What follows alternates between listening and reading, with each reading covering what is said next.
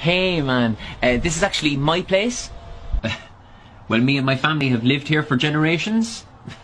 Who told you that? This ancient book of made-up stories. Would you be happy enough just to piss off or die?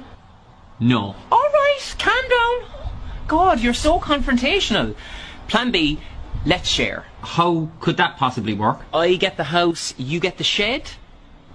Are you kidding me? I get a few guns, alarms, a few cameras to keep an eye on you, and obviously nothing gets in or out, including yourself, without my say-so, but yeah, I think I'm willing to compromise on this. What the hell are you doing? Defending myself and my home? Oh, why are you so violent and angry? He just kicked me out of my house. Where were you for that part of the story? What's the headline here? Housing dispute, conflict. I'll just put it's complicated. New owner seeks peaceful house shed resolution with